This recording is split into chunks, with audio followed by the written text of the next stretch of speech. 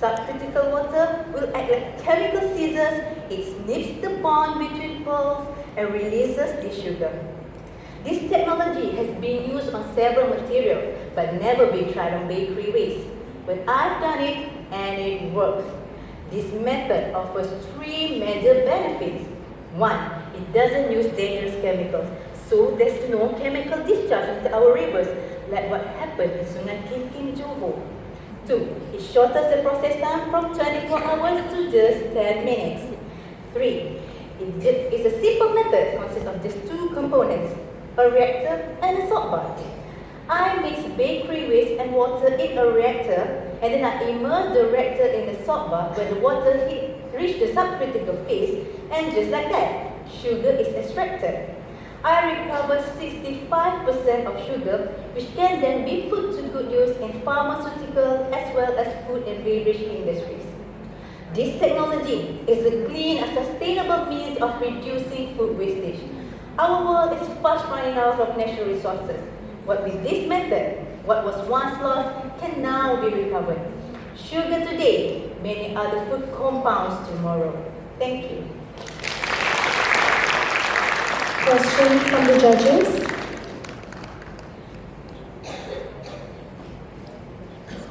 Alright, thank you very much. Let us now listen to our finalist two, Indira Shaiful Baharuddin from University Technology Mara, UITM.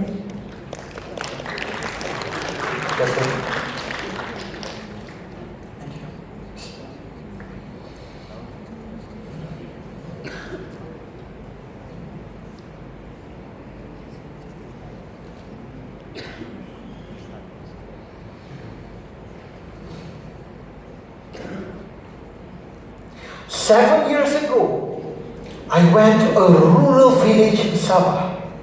There I saw poor villagers with no electricity. Each of them was staying in a small hut, crammed with as many as 12 kids. I was curious. I asked them, "Why do you have so many kids?" The husband came to me and said, "At night, when it's dark, there's nothing much else to do here other than..." Ladies and gentlemen, I was so sad. These people deserve a brighter life, but having a brighter life is not cheap for them. It may cost as much as 400 million ringgit just to power up one remote village. That is the cost of building another KL tower. In Malaysia, there are 6,000 villages with no electricity, and we cannot afford to build 6,000 KL towers just for this purpose. I was in the village thinking hard on what is cheap and what is independent. I was looking in the sky and saw the sun, and I was feeling the wind blow in my face.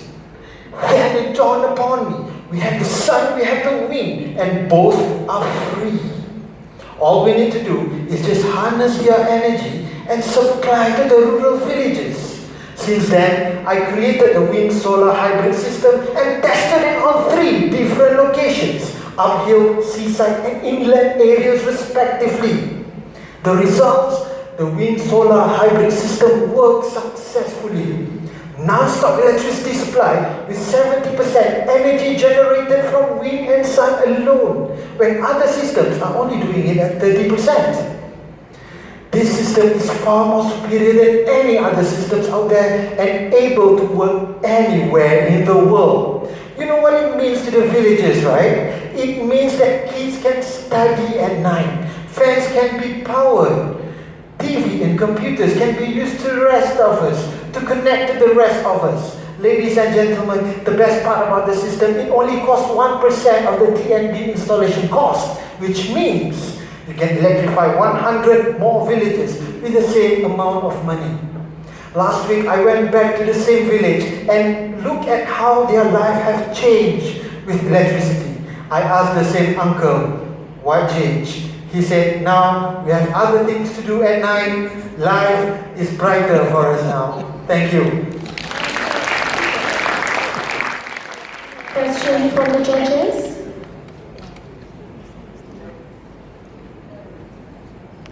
Thank you very much.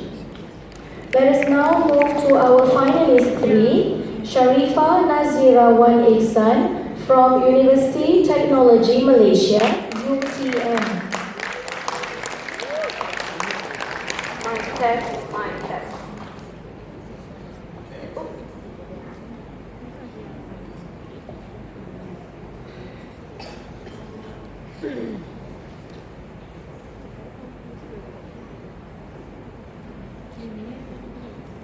Have any one of you here ever watched a movie called Deepwater Horizon? This movie was adapted from a real-life disaster in which a drilling rig exploded in 2010. It recounted how the explosion occurs, which led to a massive oil spill onto the Gulf of Mexico. What this movie didn't tell us is the aftermath of the disaster, which is the cleaning of that 4.9 million barrels of crude oil. What they did to clean up this mess was they made use of harmful chemicals such as dispersant to disperse the oil and coagulant to clump the oil together. And then hundreds of gigantic skimmer ship pumps to collect and dispose the oil. All of these methods are very harmful to the aquatic environment and it takes 9 years to complete.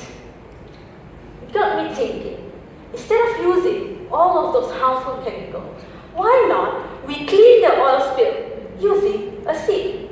Yes, Dr. Norman, just a sieve. In my research, I have developed a type of membrane that works exactly like a sieve, made from smart nanocomposite with customizable properties that can physically separate the oil without the use of any chemicals.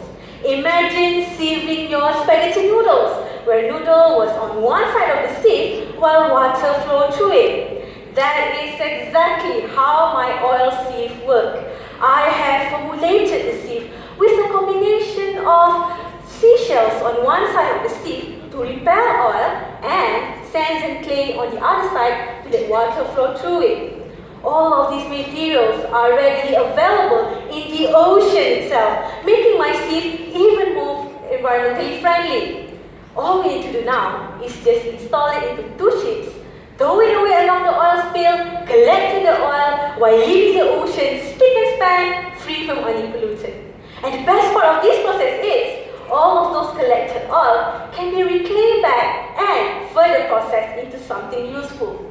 Instead of 9 years, it will only require 9 months of process, and instead of hundreds of skimmer ships, it will only require 2 ships to sieve, clean, and reclaim the oil. With my oil sieve, let us transform Deepwater Horizon into Clean Water Horizon. Thank you.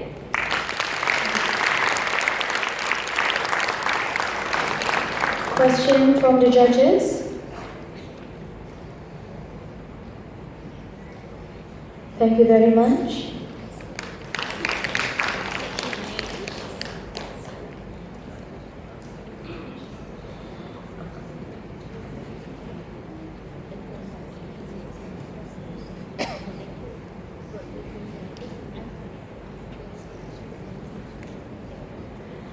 Let us now listen to our finalist 4 for engineering category.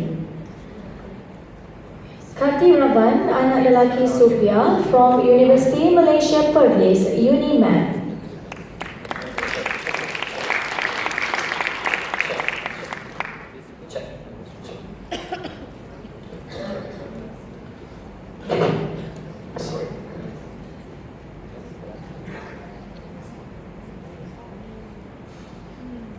A very good evening to everyone. Let me start my 3-minute PhD thesis by giving you guys a scenario. This scenario will give you a bundle of excitement where imagine you will be given free tickets for the scuba diving in a beautiful island.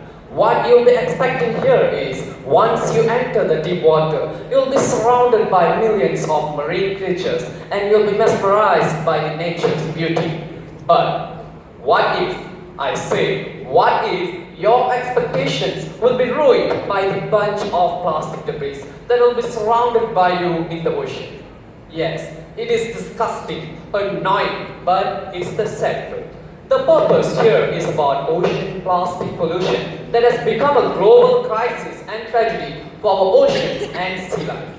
According to National Oceanographic and Atmospheric Administration, nearly 100,000 marine mammals were killed annually due to these plastic debris entanglement and ingestion as food. In order to curb this problem, we must take proper countermeasures before it gets out of our hand. In my research work, I'm using the materials that are made up of natural products, which are also known as a bio-based material. These bio-based materials have a significant difference compared to the synthetic plastic due to its renewability, biodegradability, low cost, and abundance availability. The production of carboxymethylcellulose alloside nanotube bio-nanocomposite film will give us numerous benefits, including 100% eco-friendly, decomposable, degradable, and also non-toxic and not harmful to any living creatures in our world. Besides that, it is also possess much higher mechanical and thermal properties compared to the synthetic plastic that have been widely used in the current market, such as polystyrene, polylactic acid, and polyvinyl alcohol. Overall, what I like to stress here is that instead of using these synthetic plastic that will take up maybe more than 100 years or 1,000 years to decompose, why not we replace them with the bio-based material like my bioplastic film for a single usage application such as cosmetic, biomedical application, or drug delivery system and save these creatures from extinction. Hope our future generation will not only look at these marine mammals in the books, but in real life too. Guys, I've done my part. Do you? Thank you for your time. Question from the judges. Thank you very much. Let us now listen to our last finalist from our last category. Nizam Sazmi Sino from University Malaya, UN.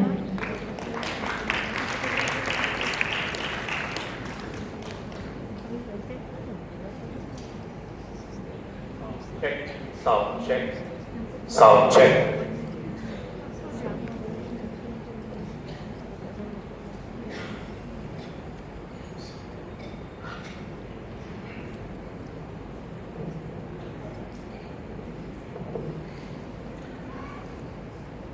Our planet's climate is rapidly changing because we are constantly building new structures.